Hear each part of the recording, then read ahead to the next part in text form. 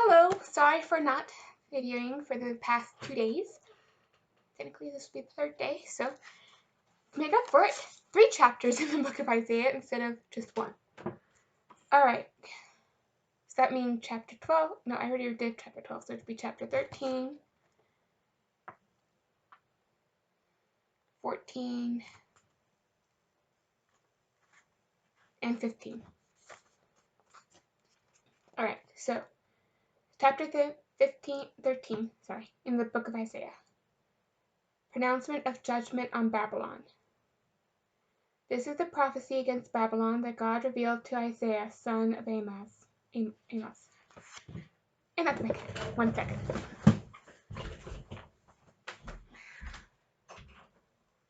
Come on.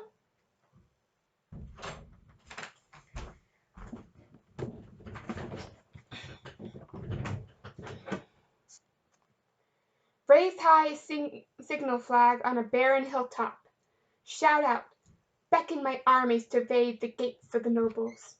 For I have given orders to my consecrated ones. I have summoned my mighty heroes, those who rejoice in my triumph, that they might execute my anger. Listen, a thunderous noise is heard on the mountain, like that of a massive multitude. Listen, kingdoms are in an uproar, nations are assembled together. The Almighty Lord Yahweh is mustering an army for war. They are coming from a faraway land, here from the ends of the heavens. Here comes Yahweh with his instruments of judgment, ready to ravage the entire land.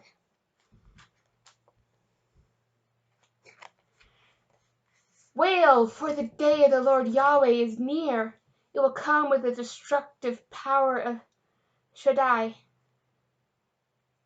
For this reason, every hand will go limp and every heart will melt.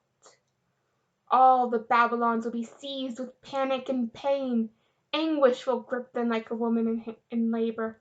They will look at one another with astonishment, and their faces will be flames of fire. Behold, the day of the Lord is coming. With pitiless fury and fierce anger, the land will be made desolate, destroying the sinners who inhabit it. For the stars of the heavens and their constellations will not give their light. The rising sun will be obscured, and the moon won't shine. I will bring punishment to the world for its evil, and the wicked for their sins. I will shatter the arrogance of the proud, and will humble the pride of the high and mighty. I will make a person scarcer than fine gold, and people rarer than a wedge of gold from Ophir. Therefore I will make the heavens shudder, and the earth shake from its foundation, because of the wrath of the Lord, commander of angel armies, in the day of his fierce anger. Like a hunted gazelle, each will return to his own people, and like sheep with no one to gather them, each will flee to his native land. Captured ones will be slain, and those who are caught will die by the sword. Their infants will be dashed to pieces before their very eyes. The houses will be looted and their wives raped. Behold, I am stirring up the Medes against them, and who neither value silver nor delight in gold. They will slaughter the young men and show no pity on infants nor compassion on children. God will overthrow Babylon, the jewel of kingdoms, the splendor and the pride of the Babylonians, exactly as he did to Sodom and Gomorrah. Babylon will never rise again, nor will it be inhabited for many generations. Bedouins will not even pitch their tents there, and shepherds will refuse to rest their flocks there. Wild animals will roam there, and their vacant houses will be overrun by eerie creatures. Nothing but owls and ghost-shaped demons dancing. Hyenas will howl in our houses, and jackals will make their dens in our palaces. Babylon's time is up, and her days are numbered. All right, chapter 14, Restoration of Judah. The Lord Yahweh will most certainly show tender mercy to the Israelites. He will choose them again and settle them in their own land. Even foreigners will accompany them and join with the Jewish people. Nations will take them back to their own place, and the Jews will own their enemies as their inheritance in the land Yahweh gave them. They will take their captors captive and rule over those who once oppressed them. Downfall of the king of Babylon. In that day when the Lord Yahweh has given you rest from your pain, trouble, and cruel bondage, you will jeer at the king of Babylon and recite this proverb. Your oppressor has been stilled and your onslaught is over. The Lord Yahweh has shattered the staff of the wicked, the brutal rod of the rulers. With their unceasing blows they used it cruelly to strike down nations. They subdued nations in anger with unrelenting persecution. But now the whole earth rests and is at peace. It bursts out with singing. Even the cypresses and cedars of Lebanon join in, rejoicing over your demise, saying, now that you are laid low, no woodsman comes to cut us down. The underworld. The underworld is all stir and preparation, ready to meet you when you show up. It rouses the spirits of the dead to greet you. All the former tyrants and despots rise from their thrones. One and all will say to you, look at you, you've become as weak as we are. Now you're just like us. Your pompous pride brought you down to the underworld with the hum of harps. You will lie on a bed of maggots and blanket of worms will cover you. The Son of Dawn. Look how you have fallen from your heavenly palace, O shining one, Son of Dawn. You've been cut down to the ground, you who conquered nations, who said in your heart, I will ascend into heaven and exalt my throne above the stars of God. I will rule on the mountain of the congregation, on the highest place of the sacred mountain. I will rise past the tops of the clouds and rival the most highest God. Yet down to the underworld you go, into the depths of the pit. Everyone will stare at you and ponder your fate, saying, is this the man who shook the earth and made the kings tremble? Is this the man who made the world a desert and overthrew its cities, and refused to free his prisoners and let them return home? Every king at death lays in state, each in his crypt of splendor. But you are an unburied, trampled corpse, thrown out of your grave like a rotten stick, and wrapped in the bloody clothing of those slain by the sword. You will not have a burial like them, because you have destroyed both your land and your people. May your wicked descendants never be mentioned again. Prepare to execute his sons because of the sins of their father. May they never rise to conquer the earth and cover the world with their cities. Utter extermination of Babylon. I will rise up against them, declares the Lord Yahweh, commander of angel armies. I will blot out the name Babylon and her survivors, her offspring and descendants, declares the Lord Yahweh.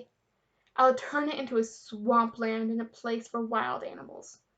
Like dirt on the floor, I will sweep it away with the broom of destruction, declares the Lord Yahweh, commander of angel armies.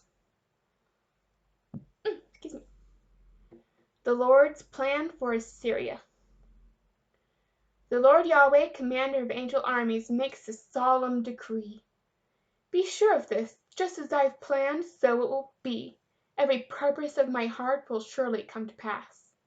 I'll crush the Assyrians who invade my land and trample them on my mountains. Their yoke of slavery will be removed from my people and their heavy burden from their shoulders. This is the plan that I have determined for the entire world. I'll accomplish it by the demonstration of my mighty power throughout the earth. For the Lord Yahweh, the commander of angel armies, has an amazing strategy, and who can thwart him? When he moves in power, who can stop him? No one. Okay. God's judgment of the Philistines. This prophecy came to Isaiah in the year King Ahaz died.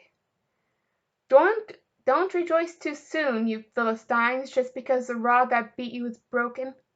A snake will sprout from the root of that serpent, and his descendants will be like a flying, fiery, burning one. And through him the poorest of the poor will find pasture, and the needy will lie down in peace. For the Lord will starve the root of the Philistines with a famine, and will annihilate your survivors. Wail, O gate! Cry out, O city! Melt with fear, Philistia! For a cloud of smoke comes out of the north, and there is no straggler among them. What will be the answer for the messenger of the nations? That the Lord has laid the foundation of Zion, and in her his needy ones will find shelter. The Lord's judgment of Moab. Here is chapter 15. Here is a prophecy concerning Moab.